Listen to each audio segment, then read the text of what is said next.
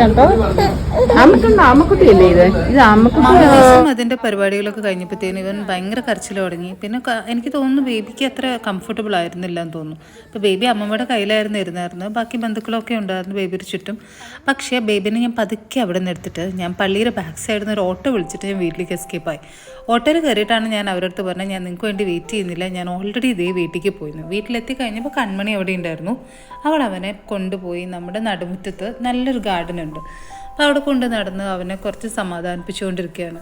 എനിക്ക് തോന്നുന്നു കൺമണി ഇതിൻ്റെ ഇടയിൽ കൂടെ അവളുടെ ഡ്രസ്സ് കൂടെ ഷോ ഓഫ് ചെയ്യാൻ ട്രൈ ചെയ്തതാണ് കേട്ടോ. അവൾ എൻ്റെ അടുത്ത് പറഞ്ഞു, നീ ബാക്ക് സൈഡിൽ നിന്നൊക്കെ ക്യാമറ എടുക്ക്, എന്നെ കാണാൻ നല്ല ഭംഗിയുണ്ടാവുന്നു. അപ്പം ഇവന് ഈ കളികളൊക്കെ ഭയങ്കര ഇഷ്ടമായിട്ട് അമ്മ അവനെ എൻ്റർടൈൻ ചെയ്യാനായിട്ട് വേറെ സൈഡിൽ നിന്ന് നോക്കുന്നുണ്ട്. കുറച്ച് സമാധാനമായി തുടങ്ങി അവൻ. പള്ളിയിലുണ്ടായിരുന്ന ബഹളമൊക്കെ നിന്ന് ഇപ്പോൾ അവൻ്റെ ഡ്രസ്സൊക്കെ മാറ്റി കഴിഞ്ഞപ്പോഴത്തേനും അവന് കുറച്ച് സമാധാനം തോന്നുന്നുണ്ടെന്ന് തോന്നുന്നു. ഇവനിങ്ങനെ ഭയങ്കര പാമ്പറിങ് ഇഷ്ടമാട്ടോ. എനിക്ക് തോന്നുന്നു എല്ലാ ബേബികൾക്കും പാമ്പറിങ് ഭയങ്കര ഇഷ്ടമാണെന്ന് തോന്നുന്നു.